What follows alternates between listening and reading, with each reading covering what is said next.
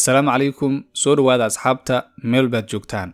Maantay muuqaalkan waxaan kaga hadlayaa ninkan. Si guud muuqaalka uu ka sameeyay wadankeena waxaana lagu magacaabaa Anton Leodov. Wuxuu ka soo jeedaa Ruushka. Wadankeena ayuu yimid. Wuxuuna arkay Soomaali dhex fadhisa dhiiqo kuwooda ugu sarreeya iyo kuwooda ugu hooseeyaba. Dhammaan muuqaalkiisa waa wada daawaday.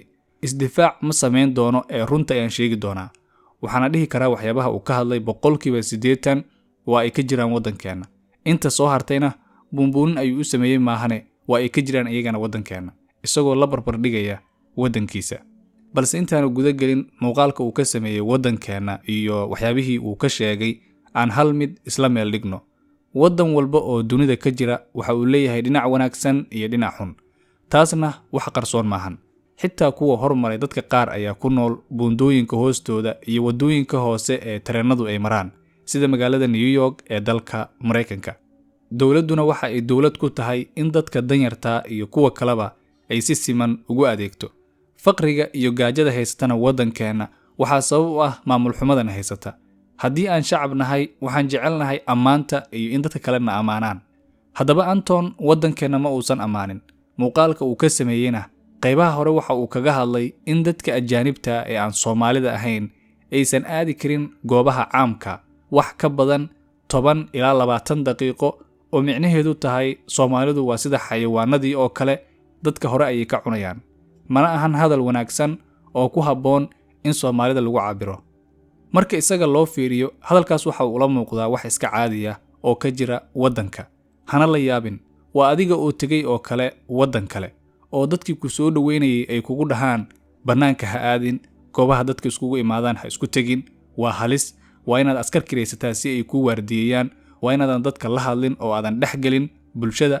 Waxyaabahaasi beenta oo dhanna waxa uu kugu sheegayaa si uu lacag kaga qaato oo kaliya. Markaasna hadalka aad u gudbinayso dadkaaga waa sida ninkan oo kale. Inaad ku dhahdo dadkaaga ha isku aadinina Soomaaliya haddii aad tagtaanna iska ilaaliya waa sida xayawaanadii oo kale. Waana arrin aad u xun. Qofka ajnabiga marka uu garoon ka soo tago dadka soo dhaweynaya ayaa ku dhahaya dadka ha dhex gelin. Waxaad u baahan tahay askar ku waardiyeysa. Qofkii dhan markaas waxaa lagu furayaa cabsi aan ka jirin wadanka si ay lacag uga qaataan oo kaliya. Waana arrin aad u xun qof walba oo ajnabi ah oo garoonka diyaaradaha ka soo dega in lagu dhaho waxaad u baahan tahay askar ku waardiyeysa. Qofkan ajnabigana uu yahay shakhsi iska caadi ah oo shacab ah oo sida dalxiisayaasha wadamada dunida u tagaan oo kale u yimid wadankeena. Waxaana jira wadamo badan oo xaaladda wadankeena oo kale ay haysato sida Afghanistan, Iraq, Syria iyo kuwa kale. Laakiin dadka dalxiisayaasha oo shacabka markii ay aadaan looma kireeyo askar waardiyeysa oo ka waardiyeynaysa dadka deegaanka oo ay u imaadeen. Qofka dalxiisahana markii uu Soomaaliya imaado waardiyeen kaliya waxa kaga baxaysa lacag aad u badan. Taasna wadanka sumcadiisa ay hoos u dhigaysaa iyo in aysan imaan dad badan. Dalxiisayaashu wadamada ay tagayaan waxa ay soo geliyaan dhaqaale aad u badan.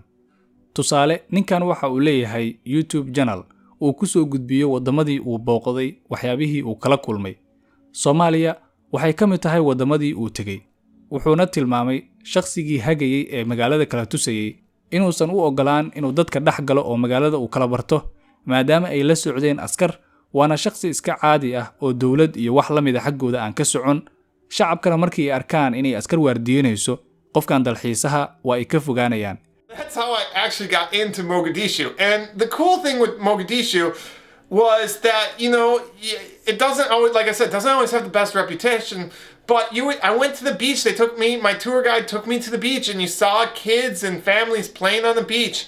We went to several different sites, and people interacted. A lot of people talked to me because, again, there wasn't many foreigners there. I wish my tour guides would have let me to have a little bit more free time because I would have, having guards with you the whole time doesn't allow you to really see and explore the country like you could if you just went on your own. Ninkanna waxa uu rabay inuu dadka barto oo sawiro qurxoon uu ka gudbiyo Soomaaliya. Laakiin shakhsigii hagayay oo magaalada kala tusayay ayaan u ogolaan inuu dadka dhex galo. Waxaana dhacaysa haddii la kala fogeeyo dadka dalxiisayaasha ay u imaanaya Soomaaliya inay bartaan caadooyinka iyo dhaqanka Soomaalida in sida ninkan oo kale ee muuqaalada xun ka sameeyay wadankeena in dadka qaar ay u maleeyaan qof madax ah oo ay u bandhigtaan baahidooda maadaama qofkii cadba sida madaxdii oo kale aan askar u sameynay. haddaba Anton muuqaalkii xumaa ee uu sameeyey waa uu ka saaray janalkiisa Ingiliishka markii dad badan ay dislike-gareeyeen oo Soomaali ah. Janalkiisa kale ee Raashiyaankana waa uu ka saaray 10 milyan ka badan ayaana daawatay. waxyaabihii kale ee uu tilmaamay dawladdana looga baahan yahay inay wax ka qabato waa nidaam darrada. wuxuuna tilmaamay gaari ambalaas ah oo waddo jaam ah ku jiray in isaga la dhinac marsiiyey oo waddada dhinaca kale isaga laga marsiiyey loona galbinayay sida boqortooyadii oo kale. ambalaasta maxaa loogu talagalay? waxaa loogu talagalay inay si degdeg ah ku gaarto qof dhibaataysan ama ay isbitaal gaarsiiso. sida gawaarida raaxada loogu talagalayna looma isticmaalo. marka waa arrin loo baahan yahay in dawladdu wax ka qabato. mar walba waxaa dhacda in ambalaasta gawaari kale ay waddada ka xiraan, halka madaxda iyo dadka kale ee la waardiyeeyo loo baneeyo waddooyinka. dhinaca kalena suuqa hilibka malayga muuqaalka uu ka duubay waa wax aad looga naxo. shaqaalaha ma wataan galoofis ama wax ka celinaya in ay jarto midida ama lafta malayga, halka ay ku dul socdaan ayna ku jarjarayaan malayga. waa wax aad looga naxo. haddii aad xeebta Liido tagtana, qaar ka mida irdaha laga soo galo madaxa ma gelin kartid urka ka soo baxaya dartii. xaafadaha qaar qashinka laga soo qaado maqaayadaha ayaa lagu soo daadiyaa. dawladduna kama war la'a oo canshuur ayay ka qaadaa. aaway nadaafadii? waxaan nahay muslimiin, iimaanka meesha ugu hooseysa waa waddada oo aan ka qaadno waxa dadka dhib u geysanaya. dadka qaar wax damiira ma lahan, waddooyinka ayay ku soo daadiyaan qashinka, dawladdeennana indhaha ayay ka fiirsataa. waddooyinka keliya ee nadiifka waa kuwa madaxdu ay marto marka ay soo dhaweynayaan madaxda kale. marka Anton waxa uu bannaanka soo dhigay wixii aan muddo qarsanaynay oo madaxdeena aan kula xisaabtami weynay. intii aan isaga dhaleeceyn lahayn aan la xisaabtano madaxdeena. shacabka waxaa matala baarlamaanka, iyagana meesha waxba kuma hayaan. waddankeenna wuxuu u baahan yahay dhalinyaro qashinka aan dhex fadhino ka saara oo xanuunka halista ee qabiilka ka caafimaad qaba. waad ku mahadsantahay daawashada. inta ayuu ku egyahay mawduuceena. muuqaalkan mid ku xiga ayaa inoo ballan insha Allah.